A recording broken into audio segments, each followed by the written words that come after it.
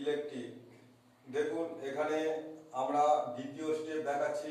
এগুলোকে আমরা কাটিং করেছি। কাটিং করার পরে এটাকে বোর্ড জাম করব। বলেছিলাম নিচের ফ্লোর কমপ্লিট, টাইলস বসানো আছে। দেখুন টাইলস বসানো আছে, ওয়ালে পুট্টি করা আছে। তারপরে লোক সিদ্ধান্ত নিচ্ছে কাজে, কিন্তু এটা কাজটা এগুলো করার আগে কাজটা করার প্রয়োজন ছিল। আর দেখুন সেটাকে করতে গিয়ে কীভাবে ওয়ালগুলোকে কাটিং করা হয়েছে। এবং এখানে দেখুন কলম আছে এবং 10 ইঞ্চি দেওয়াল আছে, অথচ এখানে বেড সুইচের বোর্ড, টিভির বোর্ড, আর এটা মতলব পরিবর্তন হওয়ার জন্য এটা ফল সিলিং হয়ে যাবে সেই রকম অপশন করা আছে।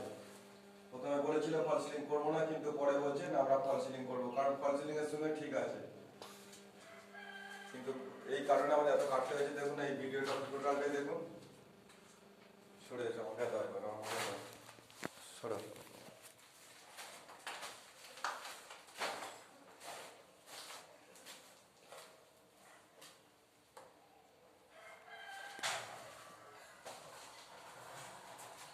কলমগুলো দেখুন এমনভাবে কাটিং করা আছে যেটা ডিপ বেশিও হয়নি, অথচ কাজও হবে, কলমের কোনো ক্ষতিও হবে না। আগে জানতে হবে যে এই যে কলমগুলো থাকে, কলমের কত ইঞ্চি ডিপে যাওয়া যায়, কারণ সবসময় 1 ইঞ্চি ভিতরে রড থাকে।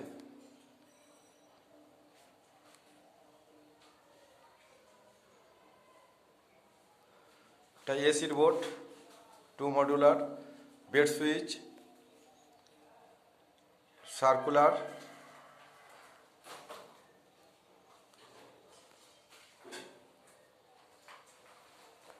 এই যে কাজটা করেছে, এই কাজটা করবার আগে ঠিক যখন প্লাস্টার হওয়ার আগে, দেখতে পাচ্ছেন এটা প্লাস্টার হওয়ার আগের পজিশান। এই কাজটা করে নেওয়ার পরে তারপরে টাইলস বা পুট্টি করা দরকার।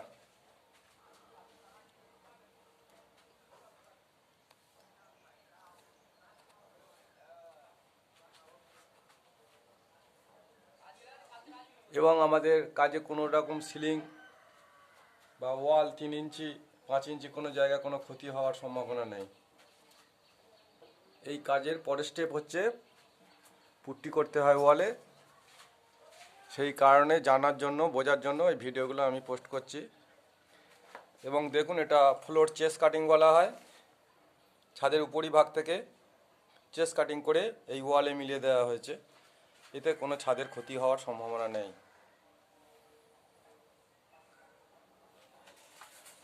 অনেকে এটা করতে ভয় পায়, সেই কারণে আমি ভিডিওটাকে পোস্ট করছি।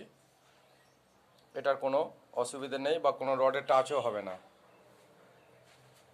আর ডিবি বক্স